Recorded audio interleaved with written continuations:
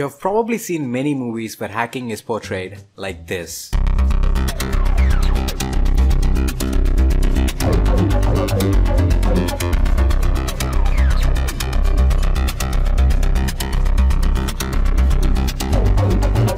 Wait, what does this even mean? Let me show you what hacking actually looks like.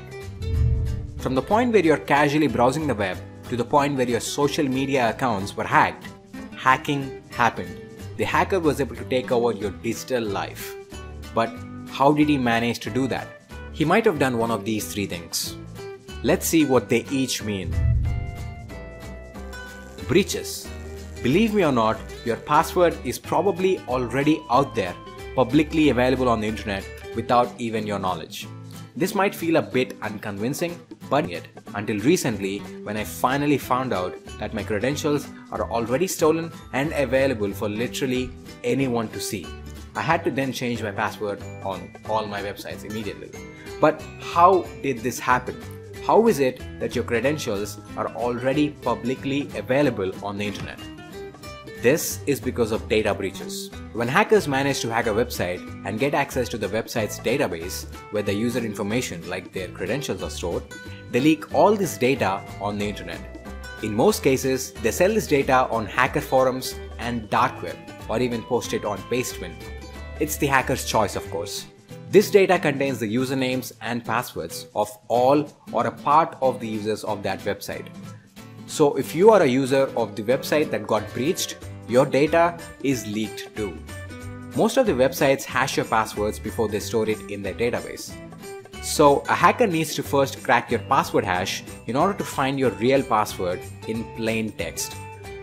But I'm not saying that it is impossible to crack a password hash. In fact, most of the data breaches on the internet contain plain text passwords.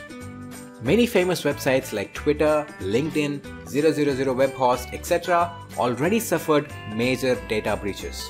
And all these breaches are publicly available on the internet, literally for anyone to see.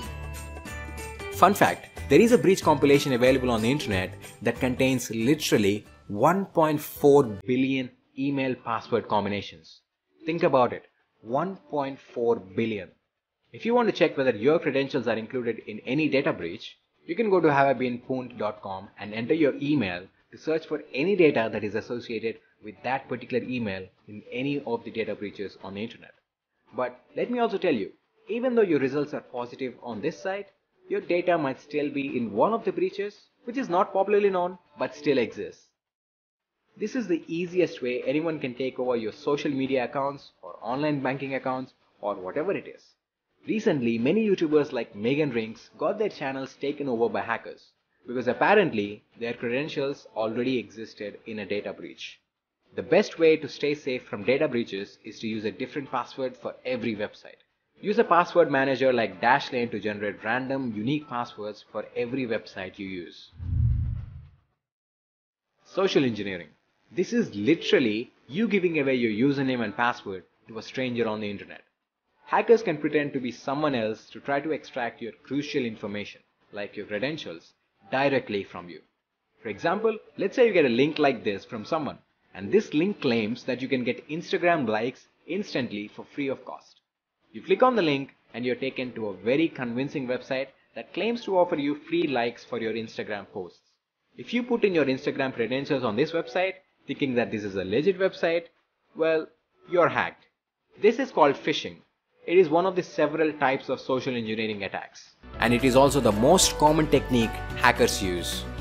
Now this is obviously not limited only to Instagram. You may end up losing your other social media accounts, email accounts, or even your online banking accounts through social engineering. However, the way a hacker approaches you to perform this social engineering can vary. And sometimes, even if you're not a computer illiterate, you may still fall for it. A hacker can also install a rat on your device through social engineering. A rat is nothing but a malware that gives the hacker remote access to your device. By installing a rat, the hacker will be able to do literally anything, like stealing your credentials for different websites by using a keylogger, stealing your photos and videos, finding your exact GPS location, or even operating your device's camera or microphone without your knowledge. For example, look at this innocent SMS I received, which claims that if I install this network carrier app, I will get free internet data. I click on the link and download the APK. It does look like the official app of the network provider. Well, actually, it is indeed the official app of the network provider. But a rat is binded to this app by the hacker. As soon as I install this on my device, the hacker has complete access to my device. Man-in-the-middle attacks. Now this type of hacking is not very likely to occur, but there is a chance that you can get hacked by man-in-the-middle attacks. In this attack, a hacker can put himself as the man in the middle between you and the internet you are browsing. Let's say you're browsing internet from a public Wi-Fi network. Anyone who is using the same Wi-Fi network will be able to put themselves as the man in the middle, and they can see your internet traffic or even modify it. This means they will be able to see literally everything that you are sending and receiving from the internet using that public Wi-Fi.